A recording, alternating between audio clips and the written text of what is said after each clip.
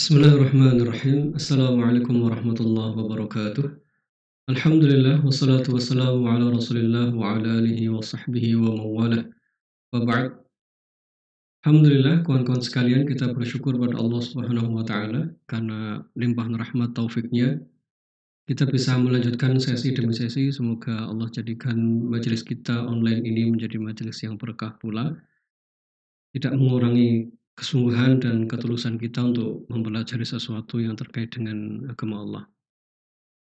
Teman-teman sekalian, di sesi pertama dan sesi kedua kemarin, sedikit review ya. Sesi pertama kita membahas cukup panjang tentang kaidah. Kemudian pada sesi yang kedua, kita membahas tentang kemungkinan masuknya dunia supranatural kepada dunia ruqyah syariah. Dan kita menemukan ada beberapa irisan yang memang mungkin bisa terjadi. Dan di ujung sesi kedua kemarin kita mencoba menempatkan apa yang harus kita lakukan, di mana posisi kita sebagai terapis ruqyah atau di mana posisi kita sebagai pasien supaya tidak salah langkah. Baik, pada kesempatan hari ini kita akan membahas tentang reaksi ruqyah. Sebelum ke tema inti tentang sugesti dan apakah ini sugesti ataukah reaksi yang hakiki, sebelum kita memasuki tema ini, kita definisikan dulu tentang reaksi ini supaya nanti kita tidak salah paham antara satu orang dengan orang yang lain. Jadi teman-teman sekalian, kesurupan itu atau gangguan jin itu ada beberapa tipe. Ada yang sadar total, ada yang tidak sadar total, ada yang setengah-setengah, kemudian ada yang reaksinya hanya sekedar merasa panas, muntah, dan beberapa hal yang lain yang selama ini insya Allah kita sudah paham bersama. Namun hal-hal itu semua kita definisikan dalam proses ruqyah itu kita sebut sebagai reaksi ruqyah. Ya, sementara memang itu yang kita kenal, yang kita dapati dalam keseharian kita dalam dunia ruqyah, kita sebut hal itu sebagai reaksi. Nah, pertanyaan sebelum menuju ke sugesti dan hakiki ini, apakah reaksi itu sebuah keharusan dalam proses ruqyah? Artinya ada enggak sih misalnya orang bisa sembuh tanpa harus reaksi? Ataukah reaksi itu menjadi sebuah keharusan dalam terapi? Kalau kita merujuk melihat pada beberapa hadis yang kemarin kita bahas, ternyata memang ada reaksi itu.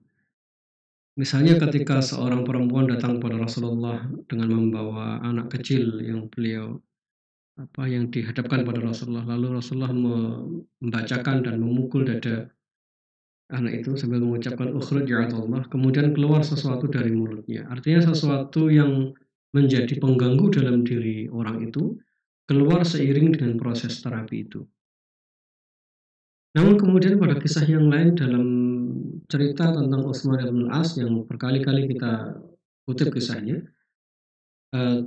yang terekam dalam peristiwanya adalah Nabi memukul dada beliau, tidak lebih. Setelah itu apakah yang terjadi?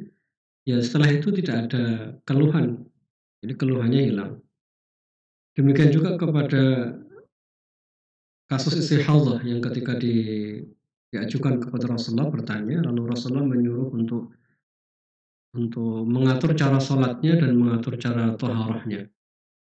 Maka kemudian setelah itu tidak ada cerita tentang istihadhah bahwa itu sentuhan dari syaitan, tidak ada cerita lebih lanjut setelah itu. Namun dalam banyak cerita, dalam banyak riwayat misalnya ketika Ibnu Taimiyah dan yang lain yang meruqyah, kita dapati bahwa pasien itu memang bereaksi. Nah, pertanyaannya kemudian jika ini dikombinasikan, digabungkan dari sekian banyak riwayat itu, artinya kita bisa menyimpulkan bahwa reaksi itu kadang memang iya bisa ada dan kadang bisa tidak. Kasus seperti yang dilakukan oleh sahabat Said Al-Khudri radhiyallahu anhu ketika beliau berada di sebuah kampung lalu diminta untuk meruqyah pimpinan suku itu, ya tidak ada riwayat yang menjelaskan apa reaksinya ketika dibacakan Al-Quran. Ya ketika dibacakan Al-Quran kemudian Allah berikan kesembuhan. Nanti kita dapati di hal yang lain ketika seseorang sedang didatangkan kepada Nabi SAW dalam keadaan gila lalu kemudian dibacakan serangkaian ayat Dan setelah itu lelaki itu langsung berdiri normal, seperti tidak terjadi apapun. Demikian pula nanti kita temukan dalam penjelasan yang lainnya. Jadi ada beberapa riwayat yang menunjukkan bahwa reaksi itu ada. Jadi ada sesuatu yang keluar. Kemudian apa yang dilakukan oleh para ulama, ya ada reaksi berupa orang kesurupan, dan itu tidak diingkari. Jadi tidak ada yang mengingkari di antara salafus saleh, di antara para ulama-ulama kibar sekarang ini juga tidak ada yang mengingkari bahwa kesurupan itu memang ada. Namun kita punya sebuah pertanyaan yang mendasar. Apa sebenarnya yang menyebabkan reaksi itu? Yang pertama. Yang kedua, ada sebuah pertanyaan pula, apakah reaksi itu sebuah keharusan dalam terapi ini? Artinya kalau memang itu sebuah keharusan, jadi proses ini menjadi penting gitu. Jadi artinya orang harus ada reaksi itu menjadi ukuran baku. Jadi kalau tidak ada reaksi maka prosesnya menjadi tidak maksimal. Jadi kalau ini reaksi itu menjadi sesuatu yang baku, berarti proses terapi ruqyah itu tidak bisa dilepaskan dari yang namanya reaksi. Itu artinya cara kita menyimpulkan bahwa ruqyah hanya benar atau salah, misalnya, atau berhasil atau gagal lah misalnya, ya dilihat dari reaksinya. Kalau tidak ada reaksi sama sekali, maka akan kita simpulkan ruqyahnya itu tidak berhasil. Atau kalau terus-menerus bereaksi, maka ruqyahnya juga tidak berhasil.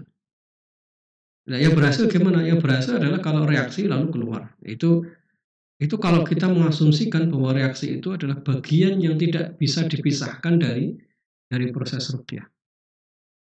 Jadi pertanyaannya kemudian, apakah ini betul-betul bagian yang tidak bisa dipisahkan? Ini pertanyaan kritis yang harus muncul dari dalam diri kita dulu. Nah, merujuk beberapa penjelasan yang tadi kita bahas, ya berarti reaksi itu bukan sebuah keharusan dalam terapi ini. Karena reaksi itu bukan sebuah keharusan, maka tidak perlu memaksakan diri harus muncul reaksi. Karena memang ukurannya bukan itu gitu. Saya ulangi lagi, karena ukuran dalam proses ruqyah itu bukan pada reaksinya. Itu sebabnya kemudian kita tidak dapati dalam penjelasan tentang al-qawaid ruqyah syariah atau kaidah-kaidah ruqyah syariah bahwa reaksi itu mutlak ada. Itu tidak ada kaidah itu. Jadi ya kalau reaksi maka disikapi dengan baik, dengan bijak, dengan posisi tidak berlebihan, tidak ditolak, ya juga tidak diterima mentah-mentah. Makanya kemudian ada pembahasan lanjutan setelah itu, bagaimana cara kita menyikapi ucapan jin pada saat orang itu bereaksi ketika diruqyah. Pembahasan ada sebuah pertanyaan tentang bagaimana cara kita menyikapi ucapan jin. Itu artinya bahwa reaksi itu menjadi bisa dipertanyakan, menjadi bisa didiskusikan. Jadi reaksi kesurupan itu menjadi bisa dipertanyakan, bisa menjadi didiskusikan. Kenapa? Ya karena posisinya itu bukan sebagai ukuran. Jadi paham ya? Cara berpikirnya akhirnya begitu. Kalau orang ini diruqyah, dia reaksi, dia ngobrol. Kalau kita asumsikan bahwa itu wajib ada, ya tentu kita tidak perlu memperdebatkan apa yang akan diucapkan oleh jin itu. Lalu kemudian muncul sebuah pertanyaan, ini bagaimana menyikapi ucapan mereka? Bagaimana menyikapi orang yang kesurupan lalu menunjukkan sesuatu? Nah, pertanyaan-pertanyaan itu muncul disebabkan karena sejak awal posisi dari reaksi itu bukan sesuatu yang mutlak. Semoga paham yang saya maksudkan ya. Bukan sesuatu yang mutlak. Jadi artinya nanti kalau dalam proses ruqyah itu tidak ada reaksi sama sekali pun, itu bukan sesuatu yang salah, jadi bukan gagal. Makanya kemudian kita membuat, ya kalau kita ingat kembali penjelasan dari Imam An-Nawawi yang dikutip oleh Ibnu Hajar Asqalani dalam Fathul Bari tentang kaidah yang kemarin kita bahas, 3 kaidah yang disepakati oleh para ulama. Ya kaidahnya hanya yang penting ruqyah itu membaca kalamullah, membaca doa-doa maghfur. Yang kedua, membaca dengan bahasa Arab atau bahasa yang lain yang difahami maknanya. Yang ketiga, tidak meyakini menyandarkan pada proses ruqyah itu sendiri, tapi meyakini bahwa kesembuhan itu dari Allah. Ya, hanya itu yang menjadi ukuran. Sedangkan kemudian apakah akan menjadi reaksi atau tidak, itu adalah lanjutan saja sifatnya. Lanjutan dari sebuah proses. bukan ukuran terpenting. Nah, pada poin ini kemudian akhirnya kita menyimpulkan, teman-teman sekalian, reaksi itu karena bukan sebuah keharusan, maka kita bisa memilih begitu. Karena reaksi itu bukan sebuah keharusan, sekali lagi, karena nas-nas yang ada itu menunjukkan bahwa ada kemungkinan reaksi dan ada kemungkinan tidak reaksi, maka adanya reaksi atau tidak reaksi itu bukan sebuah ukuran. Karena bukan sebuah ukuran, sebenarnya ini bagian dari metode saja. Maksudnya metode itu kita boleh mengambil reaksi itu, diharuskan, dan bisa juga kita beranggapan tidak perlu reaksi pun juga tidak ada masalah, karena itu tidak terlalu signifikan urusannya dengan proses terapi secara keseluruhan. Yang kita tuju dalam proses terapi itu kesembuhan, hanya itu. Bisa jadi orang tidak ada reaksi sama sekali, sebagaimana beberapa kisah tadi. Kisahnya Said Al-Khudri, kemudian kisahnya Utsman bin As, ya tidak ada reaksi sama sekali. Namun kemudian endingnya adalah Allah berikan kesembuhan. Nah, yang kita tuju dari proses terapi ruqyah itu gitu. Jadi tidak harus kita memaksakan diri untuk reaksi, dan pasien juga demikian. Jangan gunakan reaksi itu sebagai ukuran final untuk mengukur, oh ini berhasil nih, saya sudah setelah minum reaksi. Tidak demikian. Jadi mengukur keberhasilan proses ruqyah yang kita lakukan tidak diukur dari reaksinya. Saya ingin berhenti pada poin ini dulu. Kenapa? Karena kita seringkali, dan saya juga begitu seringkali, menggunakan reaksi itu sebagai parameter terpenting untuk mengukur, ini gagal, tidak ada reaksi berarti ini gagal. Padahal tidak demikian. Teman-teman sekalian, kalau kita menggunakan asumsi atau cara berpikir bahwa reaksi itu sebuah keharusan, nanti kita akan terjebak begini. Satu, orang kalau tidak reaksi berarti proses ruqyahnya gagal. Dan itu akan menimbulkan was-was baru bagi kita atau bagi pasien. Dia akan berasumsi, ini yang meruqyah kayaknya kurang pas nih, misalnya. Ini bacaannya kurang bagus sehingga saya tidak reaksi. Ini orangnya mungkin tidak ikhlas.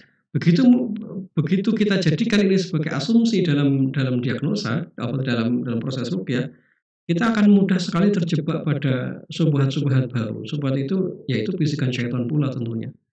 Kita beranggapan bahwa reaksi ini sebuah kewajiban. Bagi kita sebagai terapis, akhirnya waktu kita meruqyah lalu tidak ada reaksi, kita akan cenderung bilang ke pasien, ini pasien ini taubatnya kurang nih. Pasien ini mungkin kurang jujur ini. Dan begitu banyak hal yang lain yang memancing batin kita sebagai terapis untuk memberikan sebuah penilaian-penilaian yang tidak perlu. Nah, ini terjadi karena ya sejak awal kita memaksakan diri bahwa reaksi itu sebuah keharusan. Nah, saya ingin meletakkan dan mendudukkan ini pada porsinya. Walaupun tentu kita mengakui bahwa ketika orang diruqyah lalu muncul reaksi itu hal yang positif, hal yang baik. Tetapi tidak berarti bahwa ketika tidak reaksi itu tidak baik, tidak.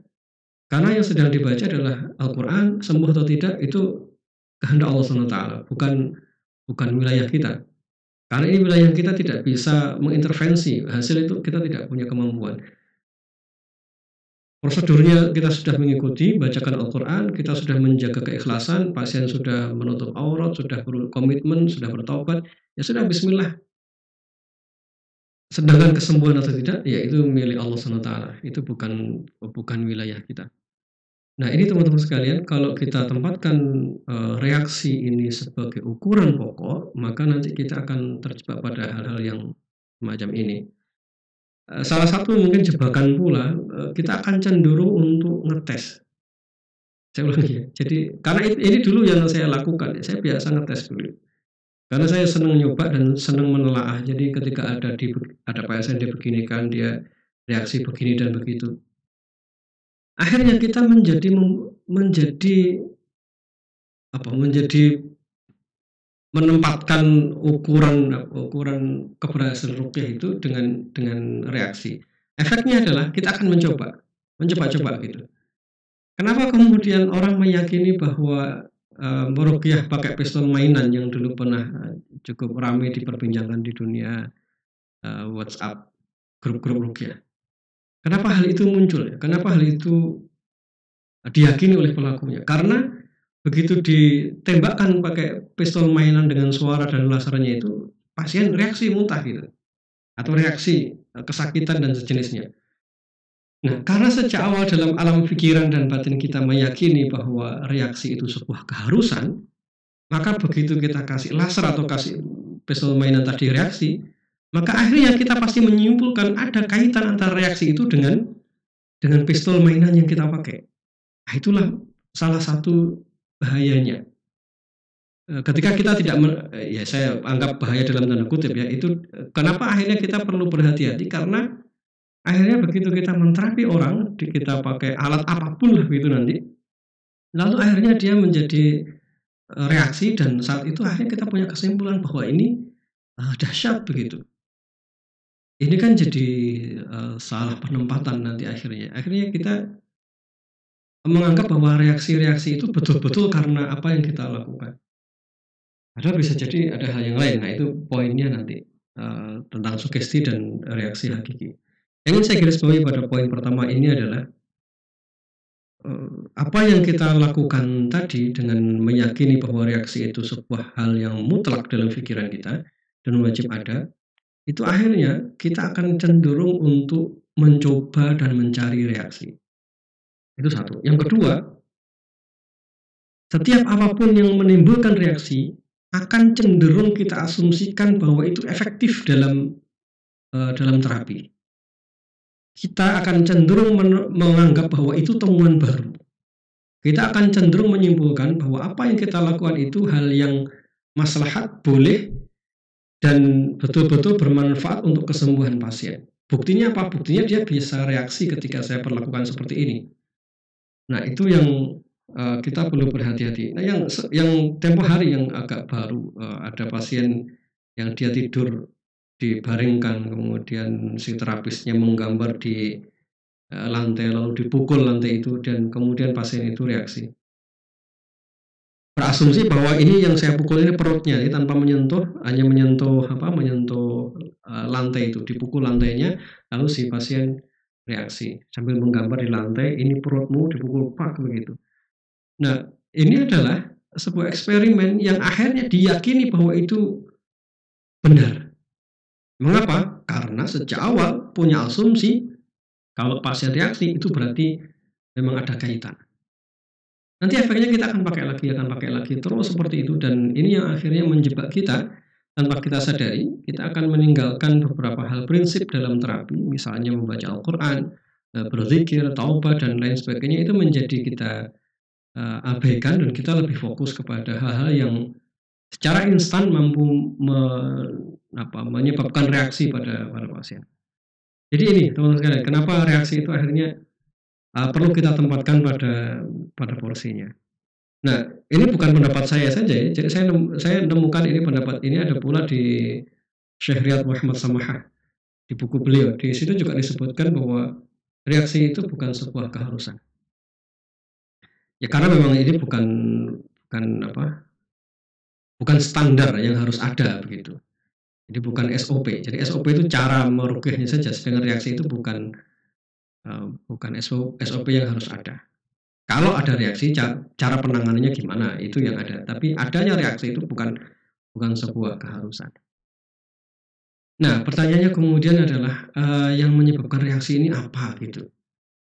Apakah ini murni jinnya yang bereaksi, ataukah bagian dari diri kita?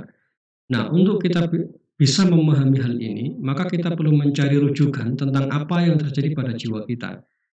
Nah, sementara ini memang referensi yang cukup banyak itu adalah di dunia psikologi dan dunia ilmu kejiwaan. Akan tetapi masalahnya adalah dunia ilmu psikologi dan ilmu kejiwaan itu tidak berpijak kepada nas. Artinya ya bisa benar, bisa salah gitu, tidak bisa diterima secara mutlak, walaupun mungkin ilmiah. Nah, oleh karena itu kita perlu betul-betul diskusi dengan kawan-kawan kita yang sedang ada di wilayah psikologi dan kejiwaan. Apakah betul-betul penemuan itu penemuan yang sangat luar biasa yang bisa diterima menurut ukuran syariah? Kalau bisa ya sangat mungkin untuk diakomodir.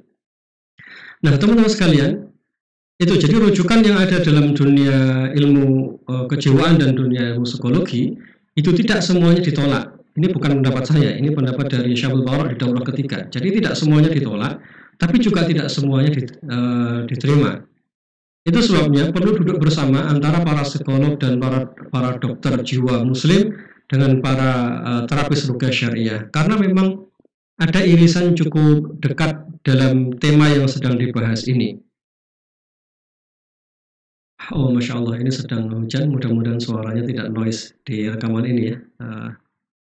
Baik, teman sekalian. Kemudian kita lanjutkan bahwa bagaimana kemudian rujukan-rujukan yang ada di buku-buku ruqyah. Apakah ada yang menyebutkan ini secara lebih detail?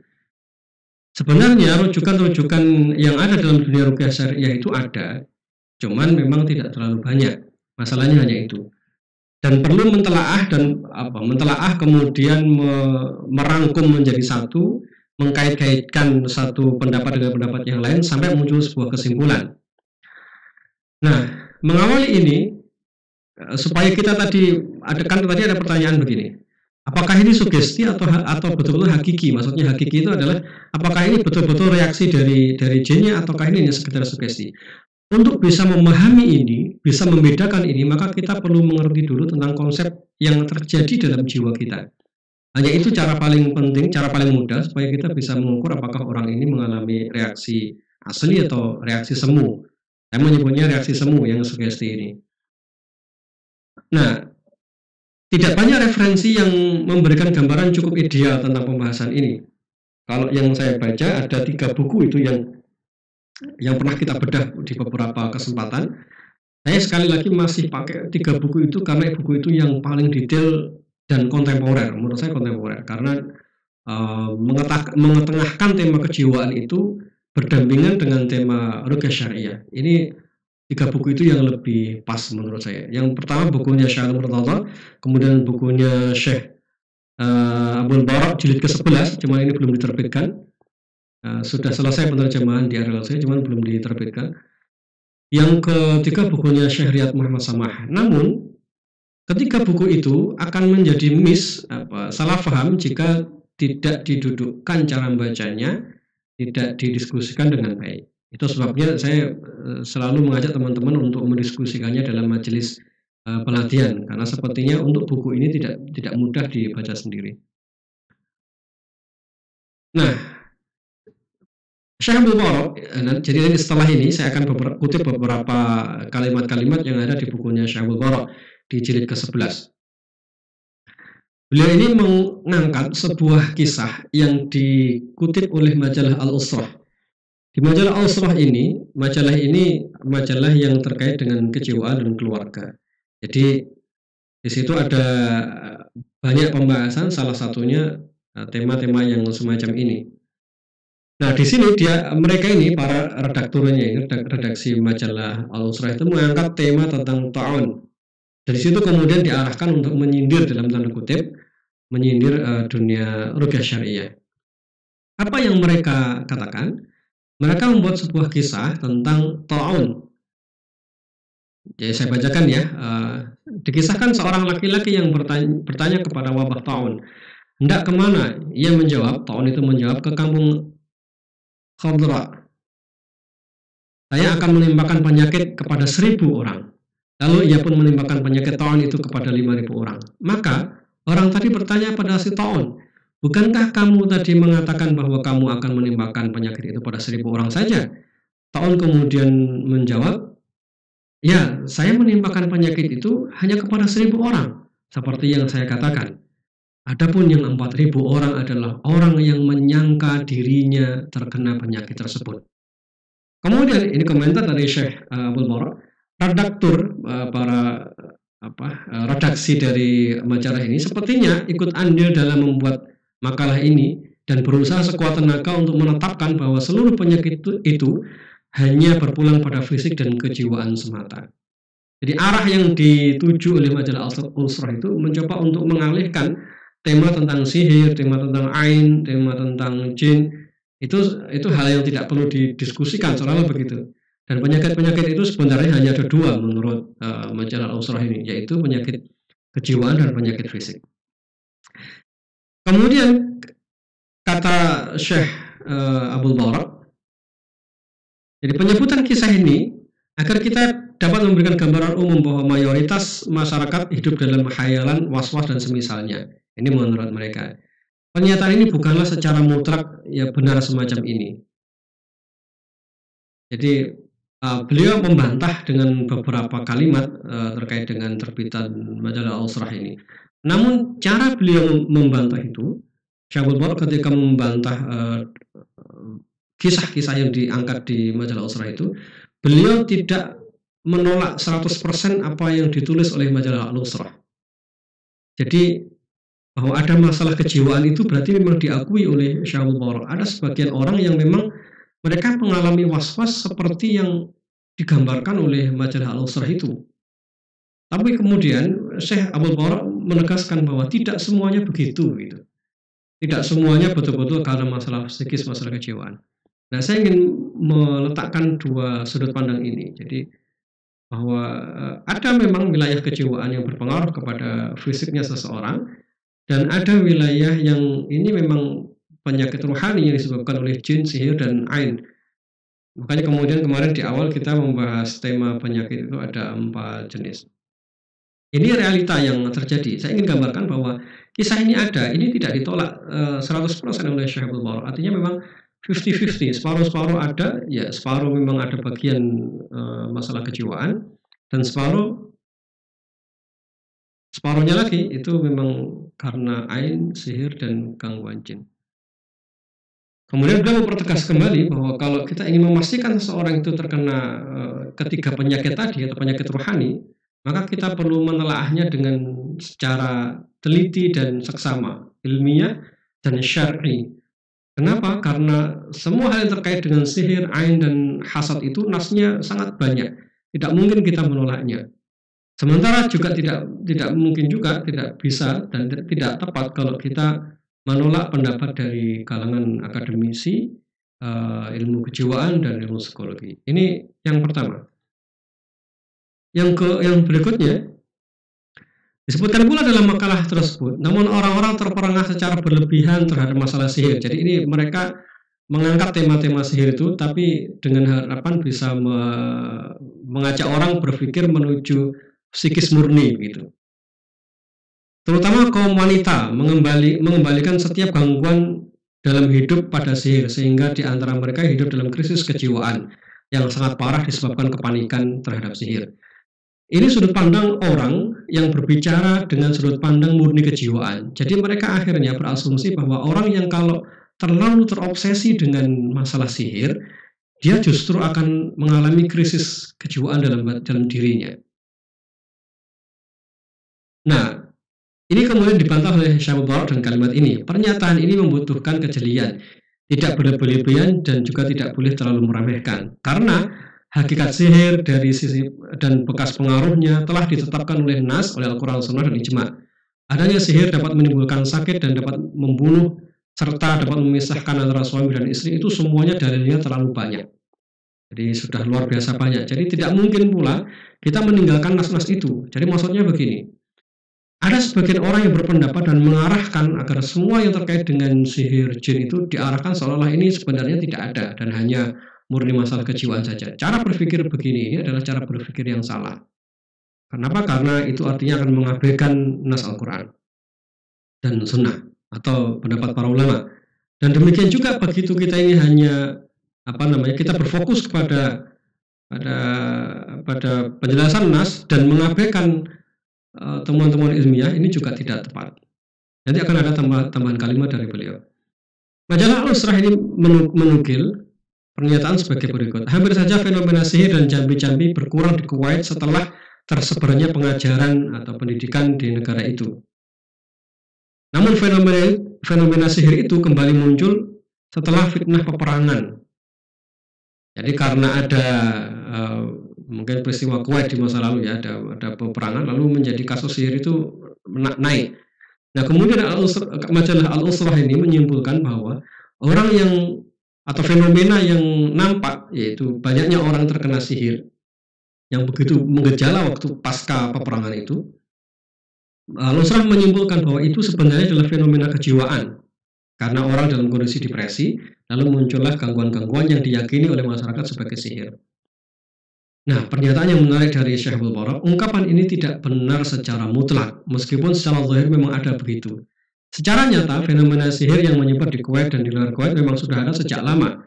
Hanya saja mayoritas masyarakat mulai menyadari di hari-hari ini, di hari-hari akhir-akhir ini. Ini bantahan dari Syekh Abdul Barak. Cuman sekali lagi saya ingin garis bawahi, bantahan yang disampaikan oleh Syekh Abdul Barak ini bukanlah menolak pendapat secara keseluruhan yang disampaikan oleh majalah Al-Usra. Artinya memang ada sisi kejiwaan seseorang itu ketika mereka depresi, mereka mengalami penyakit-penyakit yang seolah-olah mirip seperti sihir, mirip seperti gangguan jin dan lain sebagainya. Ini hal yang tidak diingkari oleh beliau. Cuman beliau sangat bijak, beliau menempatkan pendapat itu bukan untuk dibenturkan, tetapi dikembalikan kepada sisi keilmiahannya. Menurut sisi keilmiahan ilmu kejiwaan, memang ada orang yang akan berperilaku seperti itu ketika dia depresi lalu muncul sakit seperti kena sihir atau seperti kena gangguan jin.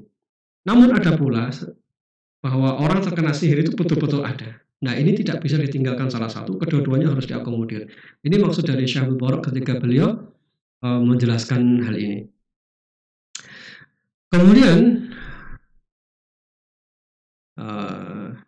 ini penjelasan dari Dr. Muhammad Mutawi. Beliau mengatakan penyakit-penyakit kesurupan itu bisa menyebabkan histeria, jadi penyakit kejiwaan yang dikenal oleh dunia kejiwaan dan dunia psikologi, bisa menyebabkan penyakit epilepsi dan juga bisa menyebabkan penyakit jiwa seperti cemas, kemudian skizofrenia dan lain sebagainya. Ini gangguan jin bisa menyebabkan hal itu. Ini dokter kalau tidak salah dari Kairo. Beliau menyatakan demikian. Jadi akhirnya dari pendapat ini kita bisa menyimpulkan satu hal baru, bahwa penyakit yang ditimbulkan oleh jin dan sihir itu bisa sangat kompleks. Jadi bisa ke sisi kejiwaan dan juga bisa ke masalah fisik. Dan ini menuntut akhirnya kepada para dokter atau psikolog atau psikiater untuk tidak menutup diri dari adanya kemungkinan ini, begitu. Jika kita para peruqyah meminta para dokter membuka diri terhadap penjelasan nas, maka demikian pula yang perlu dilakukan oleh para terapis ruqyah, bahwa ada penjelasan dari sisi ilmu sesuai dengan bidang mereka yang perlu kita buka untuk kita diskusikan.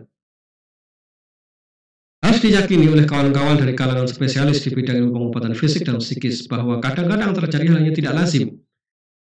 Yang hal ini banyak ditemui oleh penderita penyakit-penyakit ruhani.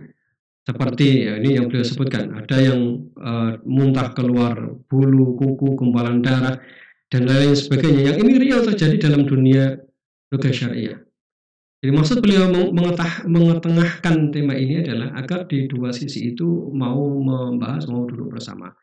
Nah, yang ingin kita tarik pada pembahasan kita adalah ada tema yang dibahas oleh ilmu psikologi atau ilmu kejiwaan itu yang mungkin perlu kita renungkan juga di kalangan para peruqyah. Artinya memang ada sisi kejiwaan itu yang juga nampaknya nanti muncul dalam bentuk keluhan ekspresinya itu seperti orang yang kena gangguan jin atau sihir. Ini kalau kita mau sudut pandang mereka. Kalau sudut pandang kita, ada di antara sakit-sakit medis yang dianggap medis oleh para dokter itu sebenarnya gangguan jin, ya kayak gitulah. Jadi dunia ilmu kejiwaan itu menganggap ada hal-hal yang dianggap sihir itu sebenarnya penyakit kejiwaan. Nah, kita menganggapnya, kita kebalikannya, ada orang yang sakit fisik namun sebenarnya itu gangguan jin. Nah, jadi masing-masing ini berada di titik yang belum ketemu. Tapi dua ilmu ini itu diakui kedua-duanya. Nanti kita akan temukan penjelasan beliau. Saya lewati beberapa kalimat ya. Nah, ini ada pertanyaan yang dibahas dalam bukunya Syekh Abdul Barak pada jilid ke-11 ini. Misalnya, benarkah sebagian kondisi di mana orang sakit berbicara seakan dia mengalami kesurupan, namun bukan disebabkan karena adanya jin, adanya setan dalam dirinya, tetapi disebabkan karena akal batin. Ini bahasa yang ada di bukunya Syekh Abdul Barak. Ini sama persis dengan yang ada di bukunya Syekh Ali Murtada, akal batin. Mungkin kalau bahasa kita alam bawah sadar gitu. Ya saya tidak punya terjemahannya lain, tapi insya Allah kita mungkin paham ya. Ini sesuatu yang ada dalam diri kita yang menyebabkan kita melakukan sesuatu reaksi. Tetapi disebabkan oleh akal batin atau sesuatu kondisi gangguan jiwa atau yang disebut terlepasnya kepribadian atau split personality atau apalah itu. Pokoknya ada bagian dari jiwanya yang ini bukan Rogo Sukmo, ini bahasa psikologi, bukan bahasa supernatural. Ini ada bagian dari jiwanya yang bereaksi dan menutupi kesadarannya. Kemudian dia muncul seperti orang kesurupan. Nah, ini ada sebuah pertanyaan yang disampaikan kepada Syahul Wara. Apakah mungkin bahwa itu bukan gangguan jin? Artinya hanya mungkin bahwa itu hanya masalah kejiwaan. Kata beliau kemudian, tidak boleh berlebihan memberikan analisa kejiwaan yang menyalahi dalil naqli. Jadi maksud beliau adalah, ya ada fenomena orang kesurupan yang jelas-jelas disebutkan oleh Nas Al-Quran dan hadis dan pendapat para ulama. Jadi tidak boleh kita terlalu memegang diagnosa bahwa ini murni kejiwaan saja. Ini menurut beliau. Meskipun sekali lagi itu sangat masuk akal. Namun jangan sampai karena saking masuk akalnya itu kemudian kita mengabaikan nas bahwa orang ini betul-betul kena sihir. Kemudian siapapun tidak boleh mencibir atau mencela gangguan-gangguan kejiwaan.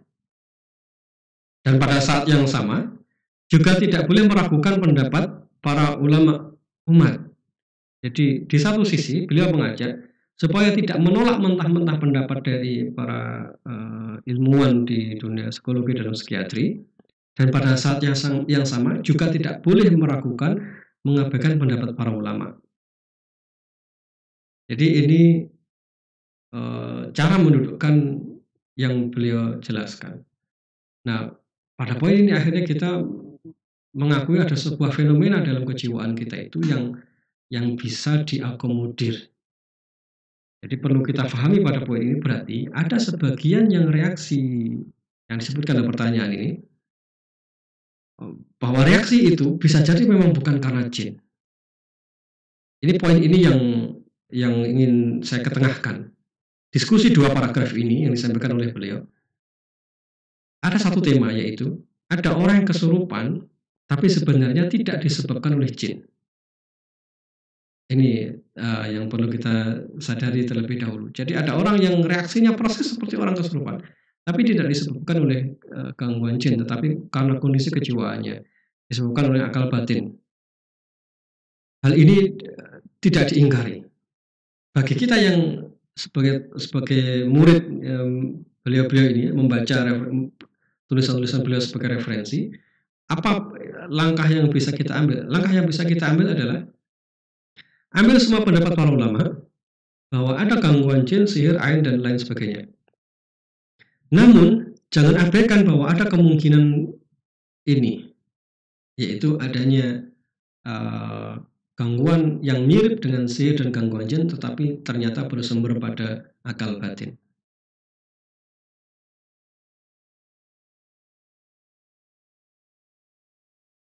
Kemudian, pendapat Dr. Yasir Abdul Qawi dalam kitabnya Amrad Nafsiyah, penyakit-penyakit kejiwaan, beliau menyampaikan kesurupan memiliki sejumlah gejala yang dapat membedakannya dengan gejala-gejala kejiwaan. Nah, ini yang beliau adil ya, lebih pas. Jadi ada gangguan kesurupan yang karena jin itu ada, dan gangguan yang disebabkan karena masalah kejiwaan itu juga ada. Meskipun memiliki kemiripan, bahkan terkadang sangat mirip sekali. Hanya orang-orang berpengalaman saja yang mampu membedakan keduanya.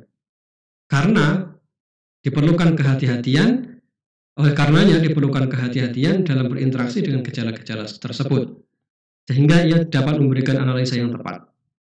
Gejala-gejala tersebut jumlahnya sangat banyak, baik yang terkait dengan kejiwaan, jasmani maupun rohani. Jadi pada poin ini teman-teman sekalian, berarti betul yang di awal sesi kemarin kita bahas bahwa ada penyakit rohani, penyakit nafsiyah, kemudian penyakit jasadi, dan yang keempat adalah kombinasi. Nah, penyakit-penyakit itu perlu ditempatkan di tempatnya masing-masing. Nah, pada pembahasan ini kita kerucutkan, kita ambil satu tema saja, yaitu tema tentang nafsiyah atau kejiwaan. Kenapa temanya kejiwaan? Padahal kita kan sedang bahas sugesti. Karena sugesti, kemudian ilusi dan sejenisnya itu terkait dengan masalah kejiwaan. Makanya judulnya di awal tadi adalah ini realitas yang terjadi dalam jiwa. Jadi untuk kita bisa menerima adanya sugesti atau tidak, kita perlu sebuah referensi yang menyatakan bahwa jiwa kita itu betul-betul bisa disugesti atau tidak. Apakah betul reaksi-reaksi yang nampak itu ada kaitannya dengan kejiwaan? Dan tidak semuanya karena gangguan jin. Apakah ada referensi itu? Itu maksud saya. Jadi tadi di awal kita bahas ini ya. Renungan tentang realitas sisi jiwa. Padahal yang kita bahas adalah tentang sugesti. Maksudnya adalah kita akan bisa menerima ini ada sugesti atau tidak setelah kita bisa mengerti tentang realita dalam jiwa kita. Ada kemungkinan bahwa jiwa kita itu tersugesti. Yang kedua, setelah bisa tersugesti, apakah bisa jiwa itu memunculkan sebuah reaksi dalam tubuh kita mirip seperti reaksi yang nampak pada gangguan jin, sihir, dan lainnya. Kan ini perlu referensi, tidak bisa dengan akal-akal aja. Nah, kemudian dari pertanyaan itu kita menemukan beberapa referensi ini yang disebutkan oleh Syekh Abdul Barak dalam buku beliau di jilid ke-11. Dan yang paling detail kemudian disebutkan oleh Dr. Yasir Abdul Qawi ini, beliau mengatakan bahwa sebagian memang gangguan kesurupan itu memang sebagiannya adalah karena gangguan jin dan sebagiannya adalah karena faktor kejiwaan. Dan masing-masing itu punya gejala-gejala sendiri-sendiri walaupun sangat mirip sekali. Nah, dari sini kita akhirnya menyimpulkan satu hal bahwa ada di antara sebagian reaksi-reaksi kita itu yang belum tentu itu masalah kejiwaan. Jadi pasien misalnya dibawa ke dokter belum tentu itu karena faktor kejiwaan. Bisa jadi dia kena gangguan jin, sihir atau ain. Dan pada saat yang sama, pasien yang datang kepada peruqyah dan nampak reaksinya sehari-hari ketika dalam proses terapi ruqyah, kita anggap sebagai itu gangguan jin, namun pada dasarnya itu bukan gangguan jin, tetapi karena faktor kejiwaan, karena pikiran, karena batin, karena cara bersikap yang salah. Jadi ini banyaklah nanti setelah itu ya, setelah inilah insya Allah. Jadi ini duduk perkaranya ya, kenapa sebelum bahas sugesti ini kita perlu menyadari bahwa ternyata diri kita itu memang bisa terjadi situasi itu maksud saya. Baik, selanjutnya adapun anggapan bahwa gejala-gejala tersebut sangat sulit untuk dipastikan, ini merupakan pernyataan yang tidak benar. Jadi menganggap bahwa ini susah untuk memastikannya, enggak, itu tidak benar. Yang benar adalah perlu dikaji secara cermat dan hati-hati tanpa memberikan keyakinan yang pasti. Saya garis bawahi poin ini. Saya suka sekali kalimat dari Syekh Abdul Barak ini. Beliau tidak ke kanan dan tidak ke kiri, beliau konsisten sekali di tengah. Yang bukan mustahil, tapi masih ada kemungkinan, walaupun itu sulit begitu. Dan cara yang kita lakukan adalah menelaah dengan sebaik-baiknya. Makanya inti permasalahan yang beliau sebutkan adalah lakukan telaah, lakukan penelitian cermat, mengamati diagnosa dan lain sebagainya tanpa memberikan sebuah keyakinan yang pasti. Makanya dari awal sejak sesi hari pertama kemarin pada tema-tema yang kaitannya dengan dunia gaib jangan pernah memberikan sebuah kesimpulan yang final karena memang kita tidak bisa memastikan sesuatu yang gaib itu secara pasti. Ini yang dimaksud oleh Syekh Abdul Barak. Makanya kemudian di awal-awal kemarin kita membahas tema itu. Nah, saya akhiri tema ini dengan penjelasan dari Lajnah Daimah tentang kemungkinan adanya jin yang mengganggu rumah kita dan bagaimana jalan keluarnya. Poinnya adalah bagaimana jalan keluarnya. Mereka ditanya tentang gangguan jin dan setan yang melempar batu dan mematikan lampu. Apakah ini bisa gitu? Jadi jin ganggu di rumah kita, lampunya dimatiin. Apakah ini bisa? Lajnah Daimah kemudian mengatakan boleh jadi mereka adalah sekelompok setan dari kalangan jin yang memusuhi dan mengganggu Anda agar Anda keluar dari rumah. Jadi ada setan yang ngerjain begitu dan ini tidak diingkari oleh Lajnah Daimah. Namun kalimat mereka sama persis dengan gaya bahasanya Syekh Abdul Barak. tanpa memberikan keyakinan yang pasti. Makanya kalimat beliau, mereka hanya mengatakan, boleh jadi, lihat kalimatnya, tidak memastikan secara final, boleh jadi memang itu karena ulah jin. Atau bahkan masih memberikan opsi yang lainnya, kata Lajnah Daimah. Atau sebatas jin yang ingin bermain-main dengan Anda, maksudnya goda, ganggu gitu. Boleh jadi juga mereka ingin membalas dendam. Jadi semua kemungkinan-kemungkinan ini, ya kemungkinan-kemungkinan ini mereka ajukan, mereka sebutkan kepada si penanya tanpa memberikan sebuah kepastian yang final. Nah, inilah cara menjawab pertanyaan pasien dengan cara yang sangat bijak. Yaitu kemungkinan ya bisa ya mungkin bisa tidak. Cara jawabnya begitu, simpel. Lalu kemudian yang paling penting adalah langkah setelahnya. Dan Lajnah Daimah kemudian mengatakan, intinya, hendaklah Anda kembali kepada Allah. Membentengi diri dengan membaca Al-Quran ketika di rumah. Membaca ayat kursi ketika hendak tidur dan istirahat. Serta mohon perlindungan kepada Allah dari keburukan makhluk-makhluknya. Jadi jalan keluarnya sangat sederhana. Jadi ketika ada pertanyaan-pertanyaan tentang dunia jin ini, exit actionnya, jalan keluar yang dilakukan, yang disarankan oleh Lajnah Daimah itu ya sudah, baca Al-Quran, baca zikir, banyak berlindung kepada Allah. Nah, saya ingin menggarisbawahi poin yang di paragraf terakhir ini. Jadi nanti dalam situasi ini, kondisi kejiwaan kita kayak apapun, gangguan jiwa kondisi gangguan sihirnya kayak apapun, tidak perlu terlalu khawatir. Poinnya hanyalah kita perlu segera berlindung kepada Allah, baca Al-Quran, zikir, dan lain sebagainya. Baik, ini poin pertama, bahwa saya ulangi lagi ya, kenapa kita perlu membahas literatur ini? Karena di awal kita sedang mencari sebuah jawaban, reaksi ini sugesti atau bukan. Untuk bisa menjelaskan ini sugesti dan bukan sugesti, maka kita perlu mengerti apa sebenarnya yang sedang terjadi dalam pikiran kita. Kan itu yang jadi catatan. Apa yang sebenarnya terjadi dalam jiwa kita ketika kita di terapi itu. Kenapa dia bisa reaksi, kenapa dia tidak reaksi, dan reaksinya itu apa, itu perlu diterjemahkan lebih detail lagi. Caranya adalah kita perlu tahu dulu apakah jiwa kita memang bisa dibeginikan gitu. Yang kedua, apakah ada referensi yang bisa menjelaskan bahwa jiwa kita memang mengalami hal itu. Nah, itulah kemudian kita mengumpulkan sebuah referensi. Nah, ini referensi yang saya dapati dari bukunya Syabul World. Baik, kita lanjutkan kemungkinan sugesti. Saya masih menggunakan istilah kemungkinan karena tujuan kita sedang menemukan kemungkinan sugesti atau kemungkinan reaksi hakiki. Kita renungkan beberapa referensi yang ada. Nanti terakhir saya ambilkan dari dari penjelasan Ibnu Qayyim al-Jauzi dalam Madarijus Salikin. Karena itu yang paling pas, paling ideal. Beliau bisa menjelaskan tentang ilusi dengan sangat baik.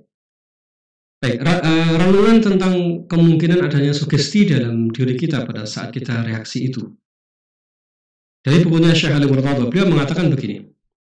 Fenomena histeria nafsiyah atau histerika nafsikis dan kejiwaan dan kesurupan jin adalah dua kejadian yang benar adanya. Kesurupan jin disebabkan karena jin mendiami tubuh manusia, menimbulkan penyakit dan menggerakkannya. Demikian pula yang terjadi pada histeria nafsiyah.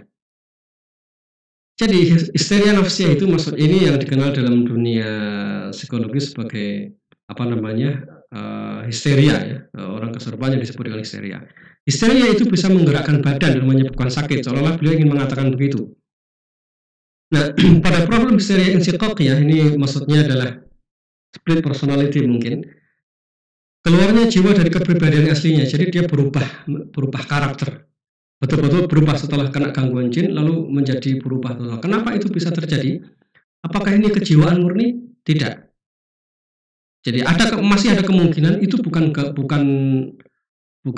kejiwaan murni, tetapi itu disebabkan karena, kalau beliau ini detail sekali, Masya Allah, pada sebagian insiqaqiyah itu disertai jin. Jin tersebut mengikatkan diri pada salah satu memori peristiwa di masa lalu. Jadi ini seperti orang yang pernah mengalami trauma di masa kecilnya, misalnya dilecehkan oleh orang atau dihajar oleh orang tuanya. Lalu setelah dewasa dia sering kesurupan. Nah, jin itu adanya di mana? Nah, setelah dia kesurupan itu perilakunya menjadi berubah. Atau dia kadang begini, kadang begitu, seperti punya kepribadian ganda misalnya. Nah, kenapa bisa punya kepribadian ganda itu? Kalau ini kaitannya dengan jin, maka sebenarnya jin itu sedang nempel di salah satu memorinya di masa lalu. Jadi Masya Allah, saya hanya menemukan buku ini yang begitu cerdas menganalisa ya. Buku ini luar biasa. Jadi beliau katakan, karena ini melekat pada salah satu memorinya di salah satu peristiwa di masa lalu. Nah, jin itu nempelnya di situ. Nempel itu bahasa saya ya, maksudnya itu karena peristiwa itu. Nah, cara menyelesaikan nanti cara menyelesaikannya nantilah. Ini poin pertama. Jadi ada peristiwa di mana histeria insyiqaq ya, jiwa yang terpecah yang tadi itu, yang menyebabkan karakter bisa berubah. Itu disebabkan karena faktor jin. Ini yang pertama. Yang kedua, beliau juga menyebutkan pada sebagiannya lagi memang itu karena masalah kejiwaan semata. Apa ini kaitannya Pak dengan sugesti? Saya ingin garis bawahi sekali lagi bahwa ada fenomena kejiwaan kita itu yang memungkinkan hal ini terjadi. Maka dengan demikian nanti reaksi ruqyah pun pada saat mereka diterapi masih ada kemungkinan ini pula yang betul-betul murni gangguan jin dan murni masalah psikis. Itu maksud saya mengetengahkan pembahasan ini. Kemudian Syekh Abdul Barak di dalam buku yang tadi saya sebutkan di jilid ke-11 di Ensiklopedia Ruqyah Syariah yang beliau tulis, ada orang mengatakan, ini dikutip pertanyaan ini, bahwa pasien yang pergi untuk melakukan terapi pengobatan ruqyah syariah umumnya sudah mempersiapkan diri. Maksudnya orang itu sudah terkondisi begitu. Ini penerjemahannya agak lain. Jadi orang itu sudah terkondisi. Terkondisi oleh apa?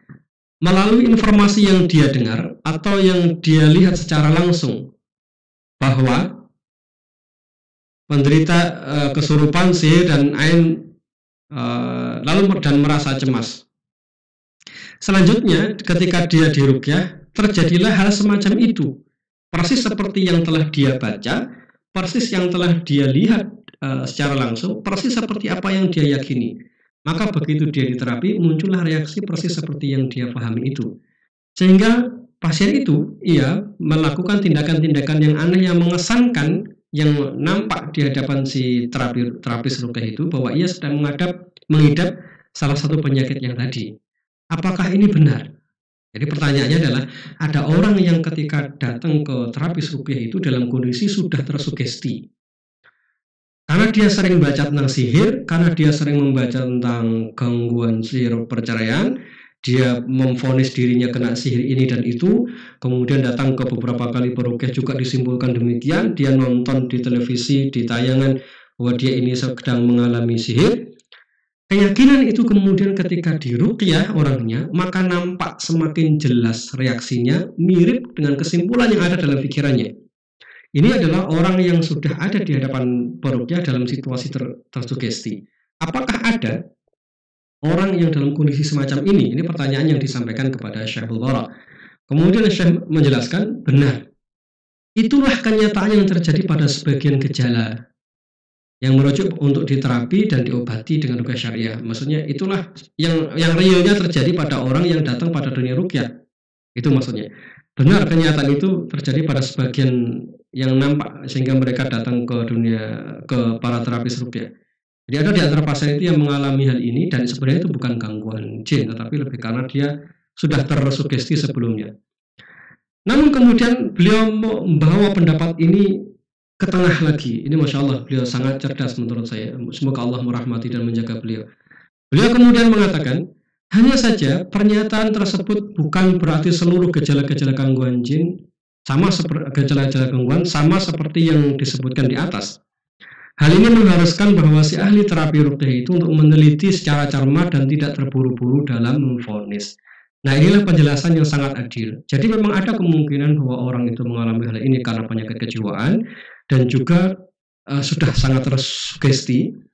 Jadi kalimat ini menjelaskan bahwa orang tersugesti itu sangat mungkin dan akhirnya ketika diruqyah yang muncul itu sebenarnya adalah sugesti yang sudah ada dalam akal batinnya. Jadi yang muncul ketika ruqyah itu, ketika reaksi itu adalah akal batinnya, adalah sesuatu yang sudah dia yakini selama ini. Nah, inilah kemudian Syekh menyarankan agar kita ini mentelaah lebih lanjut, berusaha menggali lebih dalam tentang apa yang dialami oleh pasien itu. Sehingga kita bisa membedakan, ini reaksinya reaksi jin semata nih, oh ini reaksinya reaksi psikis saja. Nah, penjelasan yang lebih klasik tentang hal ini saya dapati dari bukunya Ibnu Qayyim al-Jauzi. Di Madarijus Salikin, beliau menjelaskan tentang orang yang mengalami sesuatu yang sedang berbicara dalam jiwanya. Sesuatu yang berbicara dalam jiwa seseorang itu ada beberapa jenis. Beliau menyebutkan ada 3 hal ini dan tidak mungkin 4, kata beliau. Hanya ada 3 ini. Sesuatu yang berbicara dalam pikiran dan batin kita, mengilhamkan sesuatu dalam diri kita, itu hanya 3 ini kemungkinannya, kata beliau. Tidak mungkin yang keempat. Yang pertama adalah khitab rabbani, maksudnya percakapan yang berasal dari Allah SWT, yang kemudian ini disampaikan oleh malaikat dan disampaikan ke dalam jiwa kita, sehingga kemudian Allah bimbing kita, Allah teguhkan keyakinan kita sehingga kita tidak ragu untuk melangkah dan lain sebagainya. Beliau ini berbicara, kenapa punya 3 kesimpulan ini? Kita lanjutkan dulu deh, nanti kenapa setelah ini. Yang kedua adalah khitab syaitani. Khitab syaitani itu adalah pembicaraan yang berasal dari syaitan, dari jin. Jelas sekali beliau menyebutkan ini berasal dari jin, yang itu dapat didengar oleh orangnya, dibisikkan ke dalam jiwanya dengan cara orang itu mendengar secara langsung atau hanya dibisikkan dalam jiwanya saja. Yang ketiga adalah khitabun nafsi, yaitu ini adalah khitab yang ilusif, aslinya tidak ada dari luar, bukan berasal dari malaikat, bukan pula berasal dari syaitan, tapi berasal dari dirinya sendiri dan akan kembali kepadanya. Ia menyangka bahwa itu dari luar, padahal sebenarnya hal itu berasal dari dirinya sendiri. Nah, kenapa kemudian Ibnu Qayyim al-Jauzi membuat 3 jenis ini?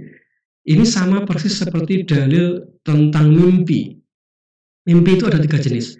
1 dari Allah, 1 dari syaitan, dan 1 lagi dari diri kita sendiri, dari memori kita sendiri. Nah, dengan demikian, akhirnya Ibnu Qayyim al-Jauzi itu menyampaikan kepada kita bahwa apa yang kita dengar, apa yang kita lihat, apa yang masuk dalam diri dan pikiran kita itu bisa jadi memang itu dari Allah SWT, bisa jadi dari pihak eksternal yaitu syaitan, atau bisa jadi pula bahwa itu sebenarnya dari dalam diri kita sendiri. Kemudian beliau memberikan sebuah analogi, memberikan sebuah contoh yang cukup bagus. Beliau menyebutkan tentang kisah orang yang sangat fokus pada riyadhah ruhani. Riyadhah ruhani itu dengan wirid, dengan zikir, dengan pembersihan jiwa atau apapun, intinya orang itu sedang menempa dirinya dengan riyadhah ruhani. Ini saya minjam istilah dari teman-teman lain. Riyadhah ruhani. Penjelasan beliau begini, penyebab kekeliruan ini, khitab nafsi, sesuatu yang bicara dalam diri kita, dia muncul dan berbicara dalam diri kita, adalah bahwa jika telah terputus dari segala keterikatan kesibukan yang banyak, artinya dia sangat fokus. Beliau sedang mencontohkan orang yang sedang melakukan riyadhah ruhani, sangat fokus di situ, dan semua yang mengganggu pikiran dan batinnya semua ditinggalkan. Maka jiwa itu akan memiliki kekuasaan sebagaimana berkuasanya roh dan hati pada badan. Jadi jiwa itu menjadi punya kekuasaan untuk mempengaruhi roh, mempengaruhi badan kita, gitu maksudnya. Jadi apa yang terjadi pada jiwa itu akhirnya mempengaruhi, sekali lagi, mempengaruhi badan kita. Saya ulangi poin ini. Apa yang terjadi pada jiwa itu mempengaruhi badan. Saya tidak bisa membayangkan beliau, Masya Allah, secerdas ini di masa lalu beliau sudah punya kesimpulan semacam ini, bahwa apa yang terjadi pada jiwa itu bisa connect, bisa nyambung dengan apa yang terjadi pada badan. Kemudian beliau melanjutkan, dan akan menjadi tempat kembalinya sebuah keputusan.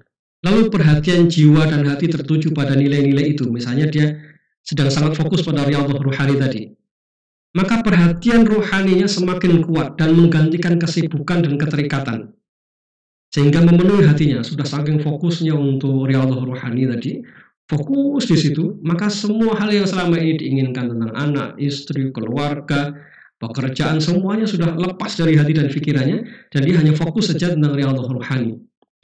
Pada peristiwa ini, beliau kemudian menambahkan, nilai tersebut diubahnya menjadi sebuah perkataan. Jadi yang menjadi fokus tadi itu, menjadi pusat perhatian dalam pikiran dan batinnya itu berubah menjadi perkataan dan pembicaraan hati yang bersifat ruhani. Kemudian apa yang menjadi fokus itu, beliau mengatakan nilai ya. Kemudian nilai yang berkaitan dengan pendengaran, maksudnya apa yang menjadi fokus dia tadi, akan berbentuk suara yang ia dengar. Maksudnya ini orang ini sedang berusaha yang melakukan riyadhah rohani ini, dia sangat fokus untuk ingin pikiran dan batinnya untuk mendapatkan ilham mungkin melalui pendengar. Begitu fokus dia menginginkan itu, sampai akhirnya karena saking fokusnya pikiran dan batinnya itu, maka apa yang dia fokuskan itu karena berkaitan dengan pendengaran, kemudian muncullah suara yang ia dengar. Dan yang berhubungan dengan penglihatan, karena ada orang yang melakukan ritual riyadhah ruhani tadi itu berharap bahwa akan didatangi oleh sosok yang bisa membimbing dia. Kadang begitu di teman-teman sebelah.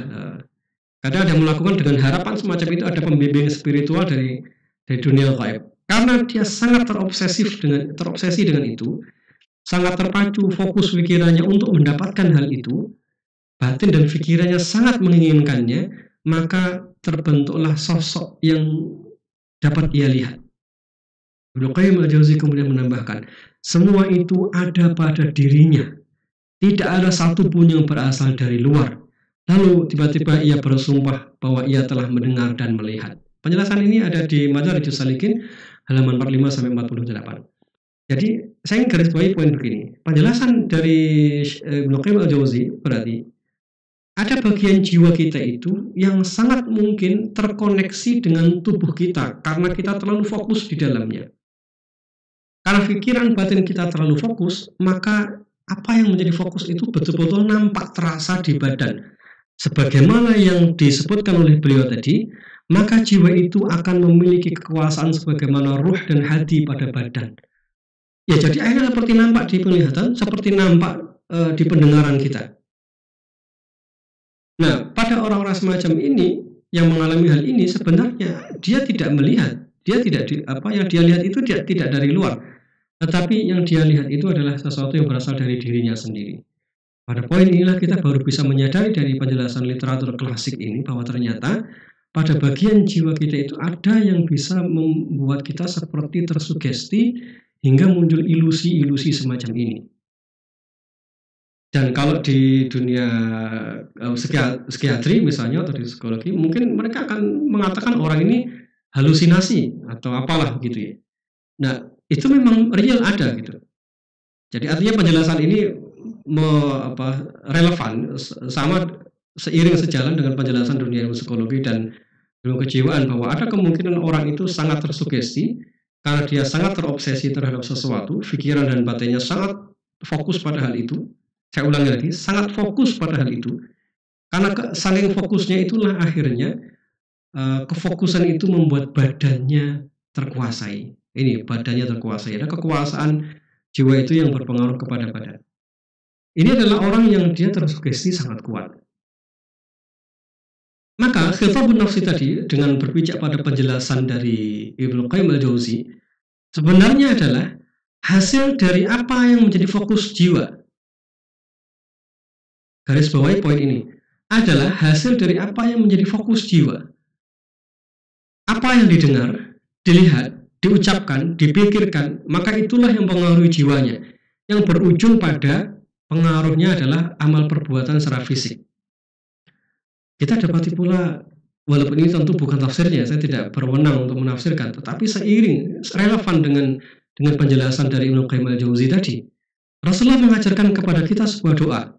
Allahumma inni a'udzubika min syarri sam'i, wa min syarri basari, wa min syarri lisani, wa min syarri qalbi, wa min syarri mani. Ya Allah, aku berlindung kepadamu dari kejelekan pendengaranku, dari kejelekan penglihatanku, dari kejelekan lisanku, dari kejelekan hatiku, dan dari kejelekan mani atau kemaluanku. Inputnya adalah apa yang didengar, apa yang dilihat, dan apa yang sering diucapkan, didiskusikan, dan itu yang diyakini dalam batinnya, maka kemudian menjadi sebuah amal. Dan itu berpengaruh pada jiwa kita. Akhirnya kenapa Rasulullah mengajarkan kita untuk berdoa dengan doa ini. Karena ternyata apa yang kita dengar, kita lihat, kita diskusikan sepanjang waktu, apa yang sangat menjadi fokus pikiran kita itu akan berpengaruh kepada kehidupan kita. Kalau kita ilustrasikan mungkin begini ya, ini sekedar ilustrasi saja. Apa yang didengar, misalnya berita, nasihat orang, statement orang, vonis. Jadi hati-hati teman-teman sekalian, bagi para terapis ruqyah, ketika mempublish sesuatu, ketika kita bertemu dengan pasien, hati-hatilah dengan vonis, karena apa yang didengar oleh pasien itu, kita ulangi lagi, apa yang didengar oleh pasien itu akan berpengaruh kepada jiwanya. Dan kita tidak bisa mengingkari hal ini, bahwa itu benar adanya. Kemudian, apa yang dilihat, ya semua yang ditonton, itu akan menjadi referensi bagi kita. Saya nasihatkan kepada diri saya sendiri dan kepada para pasien, hati-hatilah dengan yang ditonton. Kenapa? Karena apa yang kita tonton itu tidak hanya menjadi ilmu, tetapi berpengaruh kepada jiwa. Semakin kita sering dan semakin kita fokus pada tema itu, maka jiwa kita justru akan mengarah ke sana. Begitu pikiran dan batin kita mengarah ke sana, maka yang akan dirasakan oleh tubuh kita adalah hal semacam itu. Terlebih lagi kemudian kalau ini diucapkan terus didiskusikan berulang-ulang, kenapa saya tidak sembuh-sembuh, baca lagi di sana di sini, diskusi lagi terus begitu mencari, menggali dan tanpa ada lelahnya, maka justru itu yang akan sangat membuat pikiran kita semakin fokus dan hasilnya adalah, sebelum hasilnya, semua yang terlintas di hati, yang diyakini. Nah, apa yang kita baca, apa yang kita lihat, apa yang kita pelajari, pada akhirnya dia akan menjadi sesuatu yang kita yakini. Dan kita duga bahwa itu betul-betul ada dalam diri kita prasangkai, kita pegang, dan kita gunakan sebagai cara berpikir. Kalau cara berpikir kita begitu, maka nanti apapun yang terkait dengan itu, kita pasti akan reaksi. Misalnya, kita sudah kadung sangat terobsesi setiap hari kita mempelajari tentang gangguan jin. Misalnya kita setiap hari fokus tentang hal-hal yang terkait dengan dicintai jin. Ini contoh saja ya. Kita baca, kita ruqyah, didiagnosa, lalu terapisnya mengatakan Anda terkena dicintai jin. Lalu kita dengar lagi dari ceramah begitu, kita lihat lagi di televisi, dibaca di internet. Semua terlihat bahwa kita ini kayaknya betul kita ini dicintai jin. Lalu itu menjadi tema diskusi kita, menjadi hal yang paling kita penasaran dan pengen tahu, terus kita utek-utek gitu kalau bahasa Jawanya, diutak-utik, terus kita fokus saja di situ, maka akhirnya dia menjadi pemahaman kita, menjadi persepsi diri kita. Kalau saya mengalami begini, pasti akan begini. Kalau saya mengalami gejala-gejala dan indikasi seperti yang saya lihat, seperti yang saya dengar, dan seperti yang saya bicarakan sepanjang waktu, maka itu artinya betul-betul saya akan reaksi begini kalau saya diterapi. Efeknya adalah nanti kalau pasien ini dikasih obat herbal untuk terapi anti dicintai jin misalnya, Anda akan langsung sangat reaktif. Reaksi itu dari mana? Reaksi itu karena terbentuk bahwa ini adalah cara berpikir kita. Ini adalah prasangka kita sejak awal, karena kita telah mendengar, melihat, mendiskusikannya sepanjang waktu. Buahnya adalah ini semua menjadi persepsi diri kita, menjadi ilusi, dan itu membuat kita cemas, sedih, gelisah, dan lain sebagainya. Jadi teman-teman sekalian, ini yang menjadi obsesi kita. Saya ceritakan satu kisah yang dilakukan oleh Ustadz Firdaus ya. Saya suka sekali cerita ini karena beliau dan tanda kutip pura-pura melakukan ini kepada pasien, kepada teman waktu di Banjarmasin. Teman ini kemudian waktu itu dikasih air oleh Ustadz Firdaus. Dikasih air, lalu silahkan diminum gitu. Selesai itu ditanya, apa yang dirasakan? Pak, panas badan saya, rasanya seperti mau reaksi. Kemudian disampaikan oleh Ustadz Firdaus, itu bukan air ruqyah, itu air barusan saya ngambil di dalam. Kenapa tubuh tadi bereaksi? Saya ingin kita kembali kepada penjelasan. Saya blok ya, ini. Ini yang saya tutup ini. Maka jiwa akan memiliki kekuasaan sebagaimana badan memiliki kekuasaan. Jadi karena tadi pikiran kita sudah sangat terobsesi, inilah kita sudah sangat fokus pada hal ini dan sudah menjadi prasangka kita, sudah menjadi pemahaman kita. Begitu kita dikasih air, itu asumsinya pasti air itu air ruqyah. Kenapa? Karena yang ngasih peruqyah. Jadi jiwa kita yang tadi sudah sangat fokus kepada gangguan jin, lalu kita ketemu dengan peruqyah, lalu peruqyah itu ngasih air, maka pikiran kita itu akan mengakses semua yang telah kita masukkan dalam diri kita. Ini yang ngasih peruqyah, dia ngasihnya air. Otomatis pikirannya akan berprasangka, berasumsi bahwa ini air ruqyah. Kalau dikasih air ruqyah itu biasanya reaksinya itu adalah mual, pusing, muntah, panas dan lainnya, sebagaimana yang sering saya lihat di televisi. Itulah yang terjadi. Jadi reaksi sejenis ini adalah reaksi semu. Kita bisa bedakan kalau misalnya yang ngasih air tadi adalah orang lain. Apakah akan ada reaksi? Ini air, silakan diminum. Maka tidak akan ada reaksi sama sekali. Itulah kenapa akhirnya teman-teman sekalian ada pertanyaan, Pak, saya kenapa ya? Ketika saya mendengarkan Al-Quran di masjid, saya santai aja tuh, tidak ada reaksi. Tapi begitu saya ke rumahnya Bapak dan Bapak bacakan Al-Quran, bacaannya sama dengan saya kok reaksi ya. Jangan terburu-buru menyimpulkan bahwa itu karena Anda kalau kesini niatnya niat ruqyah, jadi reaksi. Atau, ini peruqyahnya hebat, makanya ketika dia baca Al-Fatihah langsung reaksi. Kalau saya baca sendiri tidak reaksi. Saya ingin berikan opsi lain cara berpikir.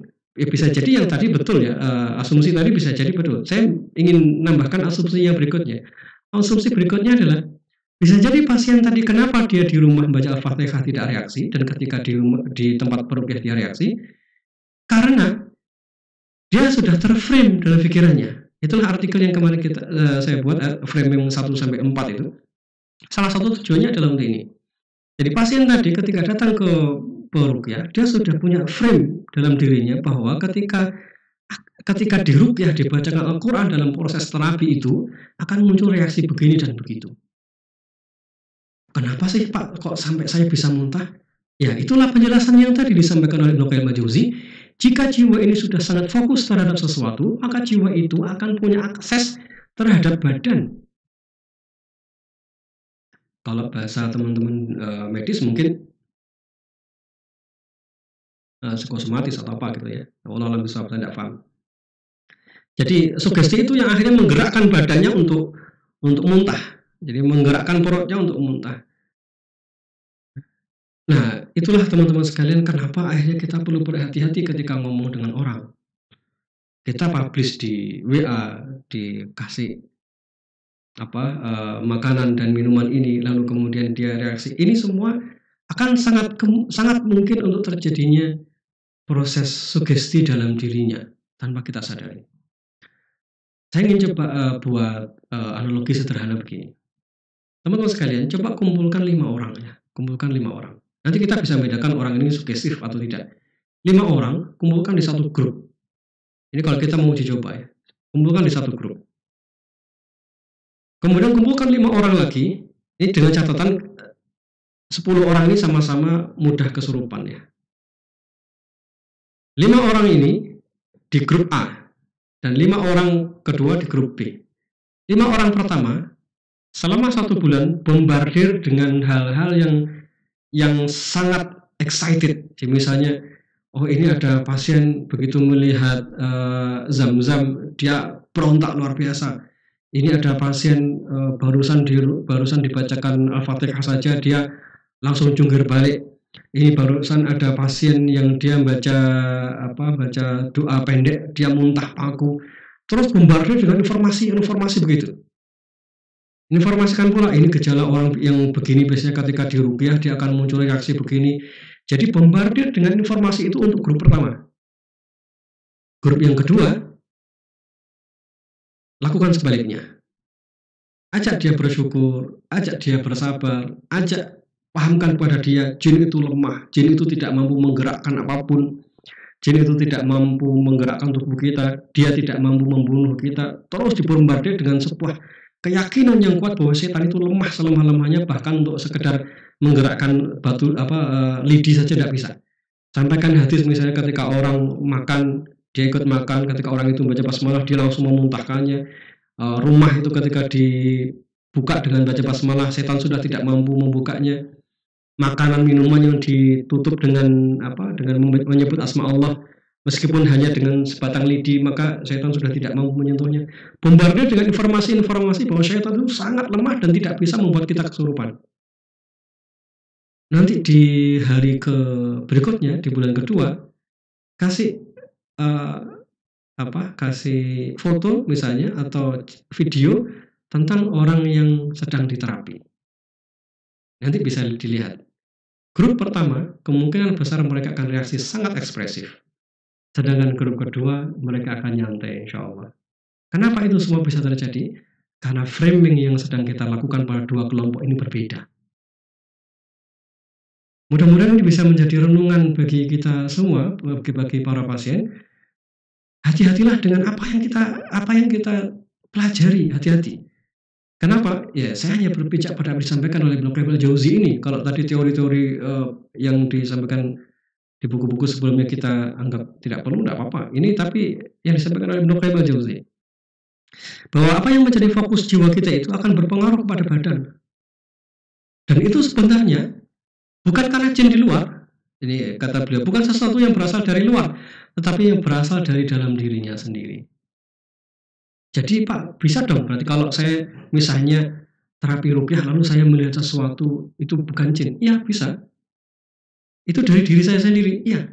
Bahkan bisa jadi sebenarnya gangguannya sudah tidak ada, tetapi karena kita terlalu fokus dengan itu, maka muncullah hal-hal baru dalam penglihatan dan pendengaran kita.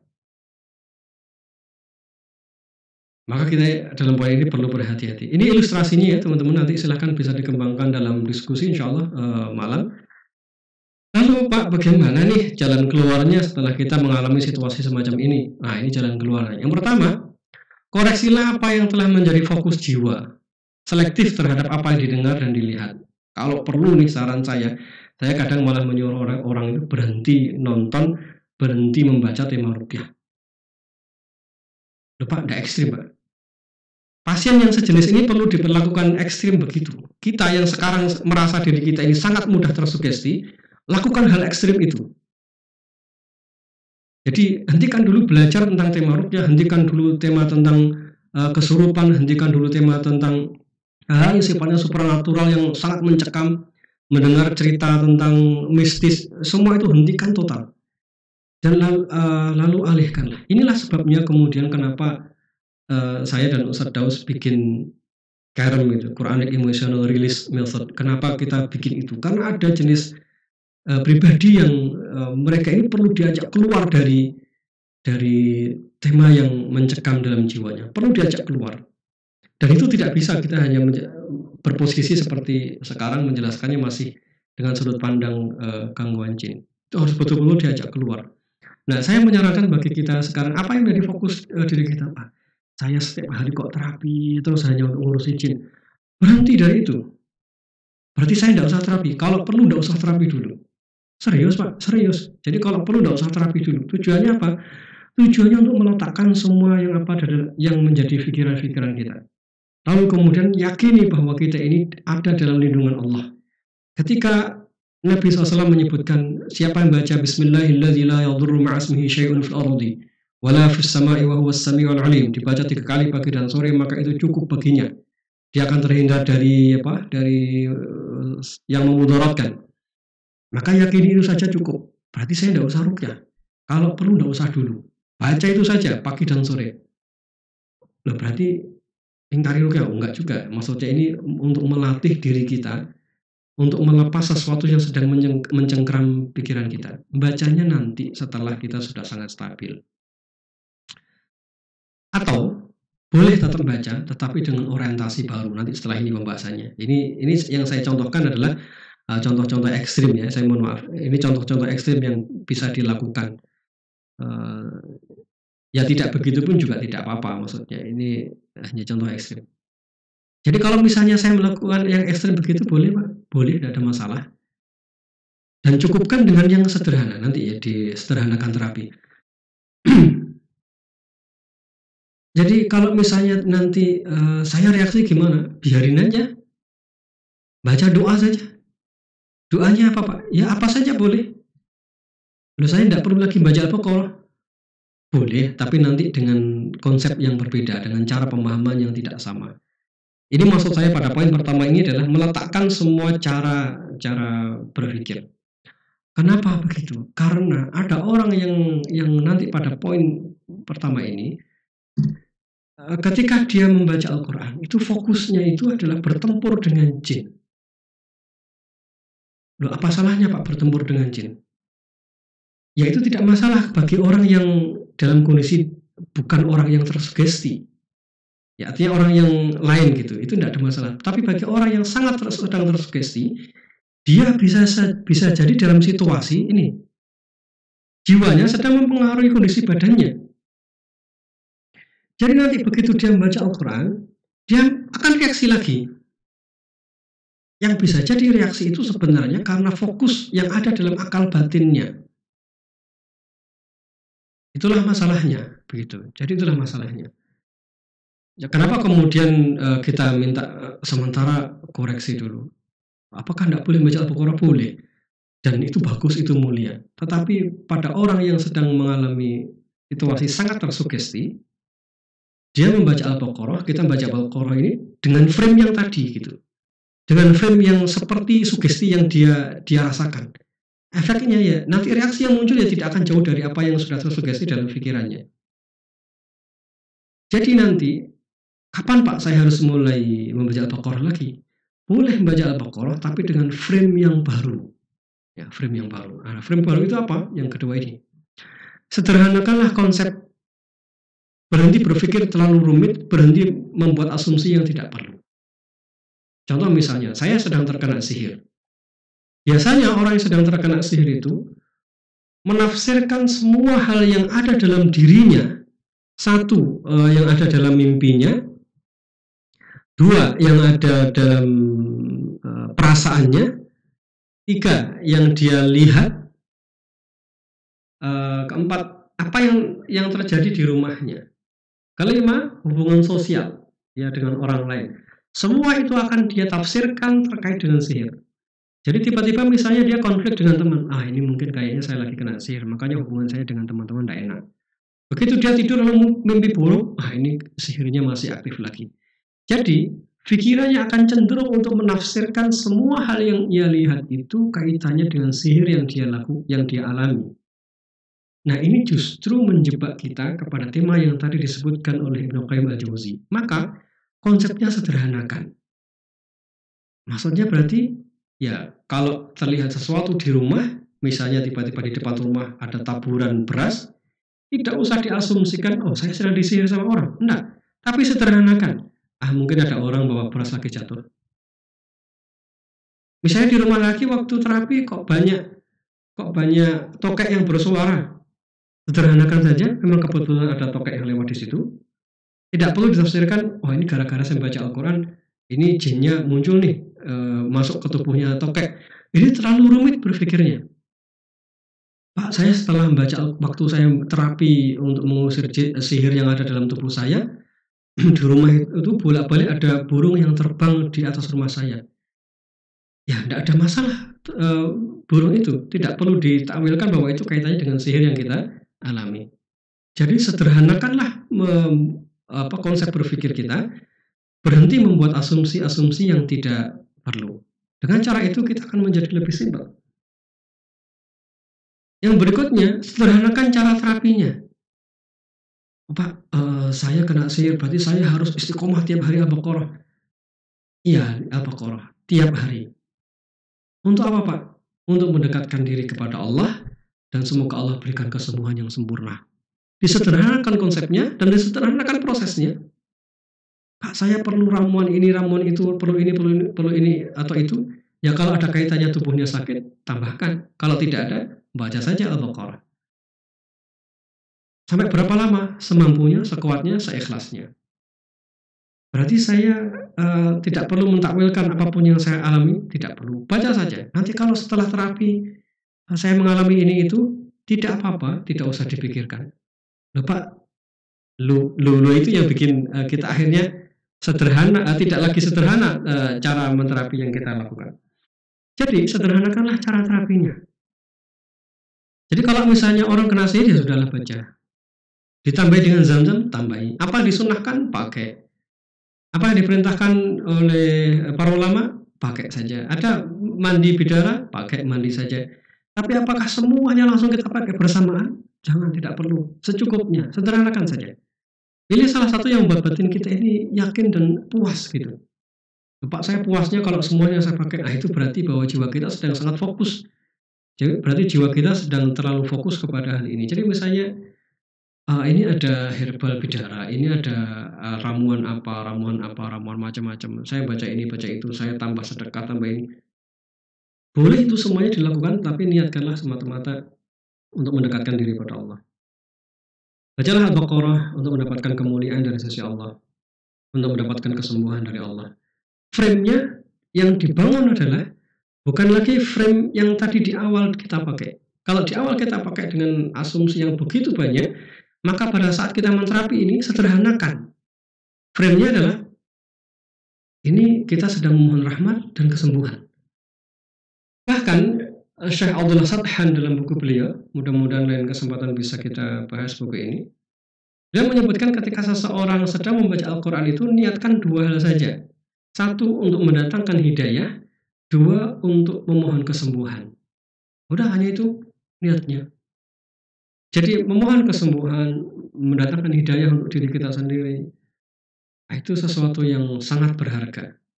Sudah, tidak lebih, tidak kurang dari itu. Jadi sederhanakan konsep berpikirnya dan sederhanakan terapinya. Berarti nanti, itu yang saya maksud tadi, apakah saya tidak boleh baca Al-Baqarah setelah ini? Ya boleh, tentu bagus, tapi sederhanakan konsep yang ada dalam pikiran kita dan sederhanakan prosesnya. Ya, prosesnya baca saja, tidak lebih, tidak kurang. Kalau belum sembuh, ya baca lagi. Kalau belum sembuh, ajak keluarga untuk baca bareng baca bersama. Kalau belum sembuh lagi, tambahkan dengan sedekah. Sederhana, tidak perlu terlalu rumit. Membahas jin itu kayak apa kekuatannya, tidak perlu. Apapun yang nampak nanti selama proses terapi itu tidak perlu dibahas karena kita sedang menyederhanakan konsep. Karena dulu saya begitu rumit dalam konsep. Jadi sampai pasien itu saya pantau. Hari ini mimpi apa, besok setelah terapi ini nanti ngalami gejala apa, sampaikan. Begitu rumitnya kita. Mulai sekarang kita sederhanakan, terapinya ya baca Al-Quran, reaksinya muncul apa, ya sudah, biarkan saja, terapi lagi. Itu teman-teman sekalian. Sedangkan yang terakhir adalah letakkan semua hal yang memberatkan jiwa, yang tadi asumsi, keyakinan, cara berpikir, semuanya letakkan dan alihkan kepada hal-hal yang sifatnya prinsip. Nanti secara lebih detail ini akan kita bahas esok hari, di hari keempat. Kita fokuskan kemana jiwa kita, agar kita ini bisa menyederhanakan cara terapi, bisa menyederhanakan konsep berpikir kita, dan mau meninggalkan hal-hal yang sudah terakumulasi dalam pikiran kita. Caranya adalah mengalihkan kepada hal-hal yang lebih prinsip. Contoh ini, saya contohkan yang sederhana ya. Orang sedang mengalami gangguan jin, lalu di rumah, orang ibu-ibu ini misalnya, ini biasa saya contohkan demikian. Ketika ibu-ibu merasa bahwa dirinya kena gangguan jin, lalu sehari-hari dia menghabiskan waktunya untuk terapi mandiri. Pada saat yang sama, ada suaminya yang harus dirawat. Dimasakkan, mencuci bajunya, menyiapkan sarapan pagi. Ada anak-anak yang harus dipersiapkan sekolahnya, dan lain sebagainya. Lalu semua kewajiban-kewajiban ini diabaikan. Dan dia hanya fokus pada terapi. Ini tidak pas. Kembalilah kepada yang prinsip. Ya, prinsipnya perannya sebagai ibu yang merawat anak, memuliakan suami. Nanti akan kita lebih detailnya akan kita bahas pada sesi keempat tentang fitrah jiwa. Poinnya adalah teman-teman sekalian, karena jiwa kita ini sangat mungkin mengalami sugesti yang sedemikian ini, baik dari apa yang dilihat, diucapkan, didengar, lintasan batin, semuanya akan berbuah pada apa yang kita rasakan. Maka kita mulai perlu melakukan satu koreksi dan letakkan yang tidak perlu. Jika mau melakukan hal yang ekstrim, boleh.